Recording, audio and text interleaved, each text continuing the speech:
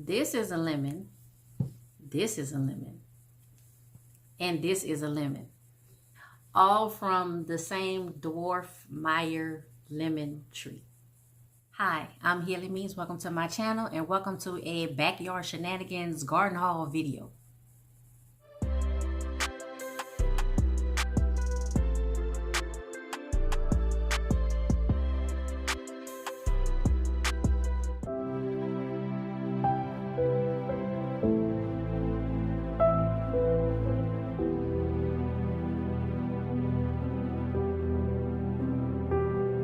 Ladies and gentlemen, thank you for joining me in today's video. 2024 garden seed, garden fever, just garden everything is in full effect, y'all. I got the bug, I got it bad. My first 2024 garden seed haul was from the $1.25 tree. If you want to see the seeds that I bought, make sure you check out that video. Today is my second 2024 garden seed haul. This was an online purchase from Survival Garden Seeds. This purchase from Survival Garden Seed is a special collection of seeds. I had actually gone to the website and had this in my cart several times, several different occasions, but I never purchased it. Well, one thing that motivated me to make the purchase is that I received a 10% discount. I think it was a first purchase. You got 10% discount. It's 36 packets of seeds for $40, but with the 10% discount, it was like 36 pack of seeds for $36, $1 a piece. It was free shipping, and I was able to get on board with that. I really like the packaging, y'all. Let me show you. Here it is. So this is the Ultimate Medicinal Herb Collection, 36 heirloom seed packets from Survival Garden Seeds. It has right here, if you can see this, the guarantee to grow. Y'all know that that's important. It says non-hybrid, chemical free, and I'm guessing that this means that everything was done in the USA. I appreciate that. And on the back, it has some information on the back. It has the non-GMO, which I may have mentioned this in videos before, or I may have edited it out.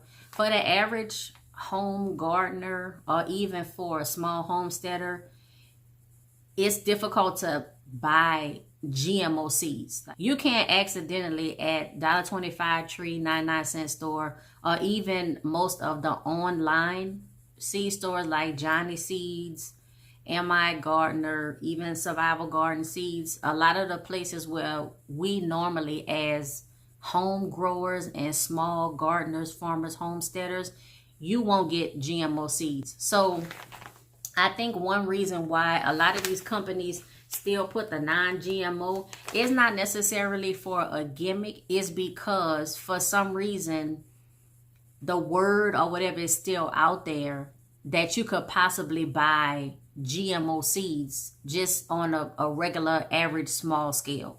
And for most of us, the majority of us as home gardeners, small scale growers, you're not going to be able to get GMO seeds. But just in case, and if you had the question, for Survival Garden Seeds, non-GMO, and this particular Ultimate Medicinal Herb Collection is non-hybrid and chemical free. I like this packaging, y'all. Y'all know when it comes to seeds, I'm just like a kid in the candy store, y'all.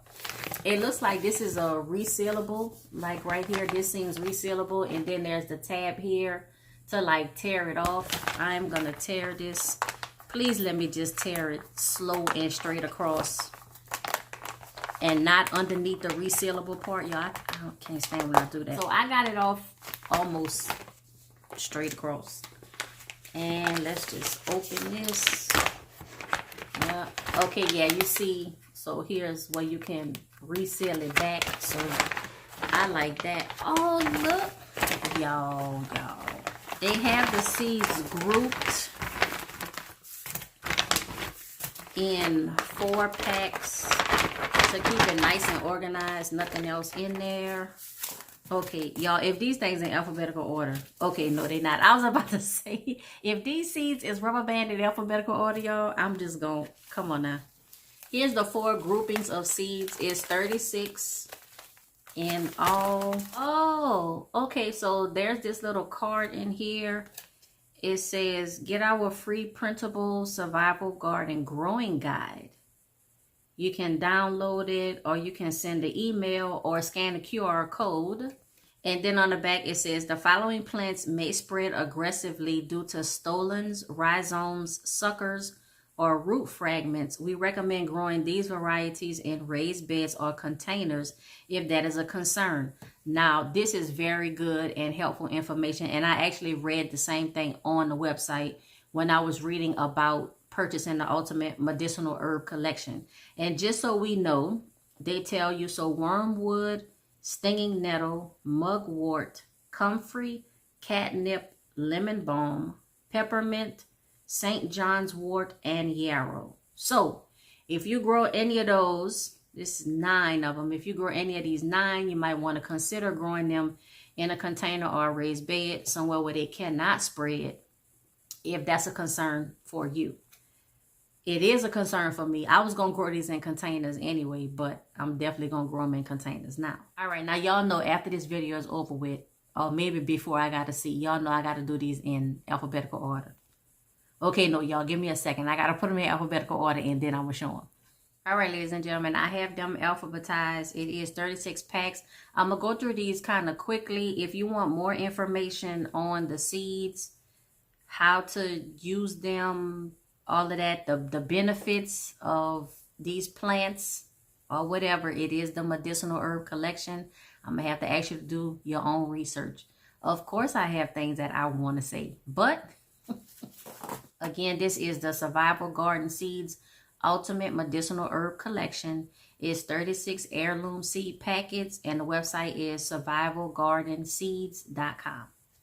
The first seed I have is anise, holy basil, bergamot. Y'all, and I really like this packaging. Black cumin.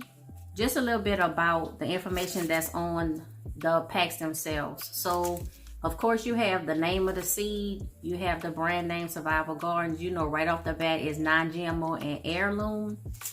Then on the back of the packet, it gives you a brief description about the plant. It gives you germination, soil temperature, light, and planting depth. You have instructions on how to sow the seeds and instructions on how to save the seeds. Now that's important, and not a lot of companies tell you that either on their website or on the packet itself. But giving you specific instructions on how to save seeds is very important, because every plant, the seeds are not saved the same way. Right, so just to show you the information, how they have it set up on the back of the packet, I think that this is very helpful and useful information, very beneficial, and I definitely appreciate it. I also like the flag on the back of the seed packet to remind you that this is a product of the USA. Now, I don't see anywhere on the packet where it lists the number of seeds. That might be on the website, but it does at least give you like the weight. Borage, y'all, and look at how pretty that flower is. Calendula, catnip, and y'all know brother and sister gonna tear this up. I'm gonna grow some just for them. Then a pleasant surprise, y'all, with German chamomile. Most times when you find chamomile seeds or chamomile plants, it's the Roman chamomile. So to have German chamomile, that's a plus for me. I think I actually have Roman chamomile seeds, but now I also have German chamomile. So Chervil, and I know some people use this kind of like parsley. So Chervil, common plantain, fennel. And the thing I want to say about fennel is that this is a cool weather crop or cool weather herb. Some herbs are planted in the spring, that way you can enjoy them in late spring and over summer. But for some herbs, the strength of the summer heat is too much. So it's better to plant them either in early spring or in late fall. And this specifically says on the packet that it's a cool weather crop. Echinacea, also known as coneflower. A lot of uses for echinacea. Again, do your research. This is feverfew, and one of the uses sound just like what the name is like. But, I mean, you know, do your research. And I'm sorry, y'all, that this is not focusing on the seed packets, but y'all know I'm doing this on my phone. Horehound.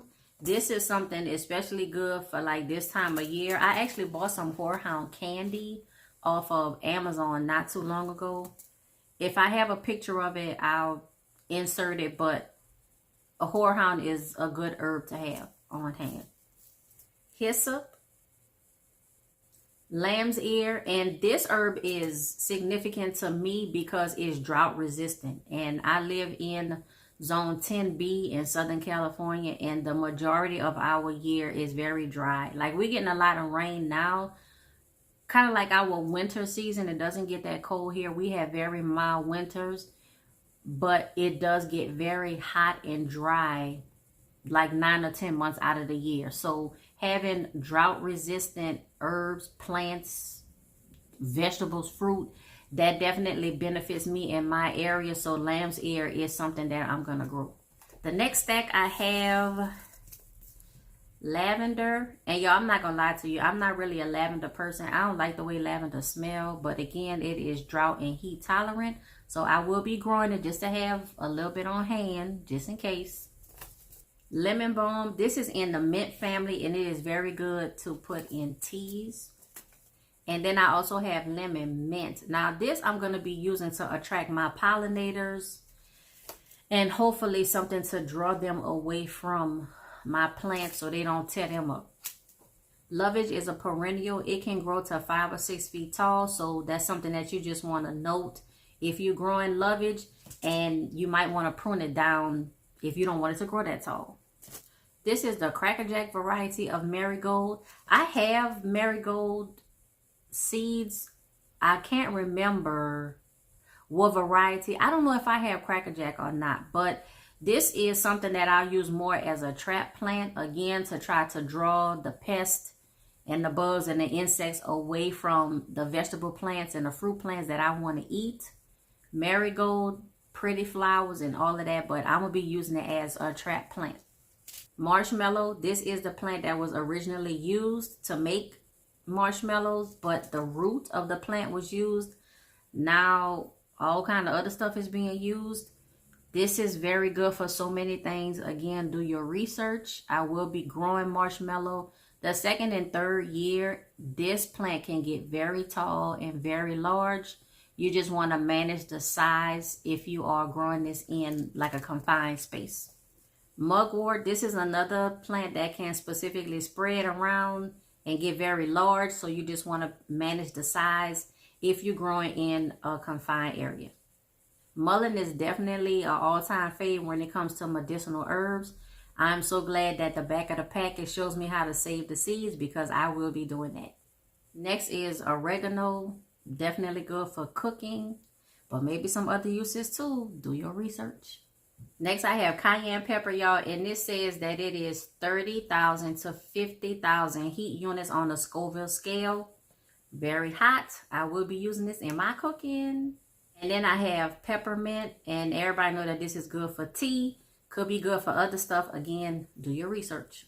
All right, y'all, this is the last stack of 9, because y'all know I had to put it in alphabetical order and then divide and have it exactly specifically. Purslane is another heat and drought resistant herb, so I'm definitely going to be growing this in my garden. Then I have sage. Y'all know I bought this also from Dollar Tree, $1.25 tree. And maybe I'll burn all this, the $1.25 tree sage, and then I'll use this sage for cooking. Either way, y'all, we're going to need a lot of sage for 2024. Stinging nettle is another perennial, so that means it will grow in the summertime, die back in the winter, and then come back again. So be careful about how many seeds that you plant or how you spread out about your garden, because even though it looks like it's dying back in the winter, it will be back the next spring and summer. This is hoary stock, and it's also known as a wallflower. This is actually cold tolerant. If you're growing in a colder climate, this might be something good for you. It has pretty flowers. Maybe it'll help to attract some pollinators for me. I'm not in a cold climate, but I'm still going to give it a try.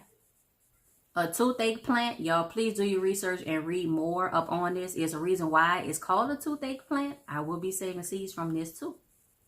Valerian is another perennial, and just like cats like catnip, they also like this. So if you have outdoor or street cats in your area, be careful growing this in your garden.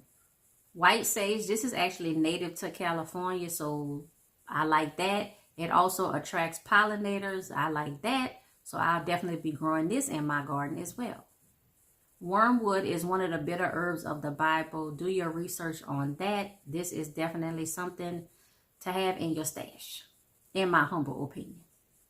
And the last of the 36 packs of the Ultimate Medicinal Herb collection is yarrow. This is a drought-tolerant plant, so I definitely will be trying that out in my garden.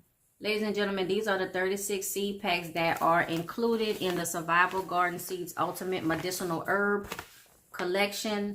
I really like this resealable pouch that I can put all my 36 seed packs in. Y'all know I'm probably going to put them in my containers, but at least I have this pouch to keep them in, just in case I want to keep them separate for a little while or what, or I like this pouch, y'all. It actually says long-term seed storage. Keep zipped for moisture control and store in a cool, dry location. Reuse this bag to store seeds from future harvests by following the seed-saving instructions on the back of each packet. Very important to learn how to save the seed for each particular plant. All seed-saving steps and process and procedure is not the same. So if you want to save seed, just make sure that you are learning and getting the information on how to save the seed for that particular plant.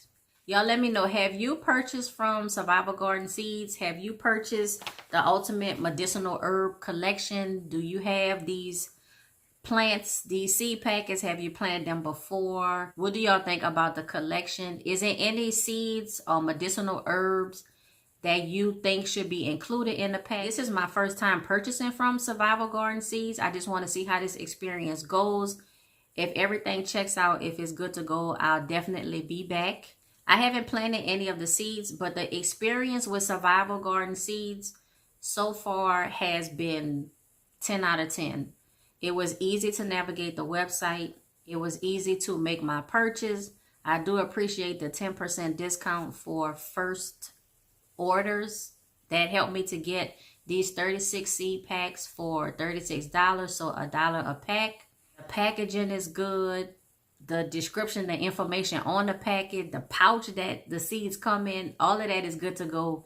The only thing I have left now is to plant the seeds and hopefully have good germination, good healthy plants. Let me know what your experience has been with Survival Garden Seeds, if you've purchased from them before or if you plan to purchase from them in the future. Ladies and gentlemen, that's all I have for this video. Please remember to like, comment, subscribe, click that notifications bell, share this video, share my playlist, and share my channel with everyone you know. And until next time, be safe, be well, and be blessed.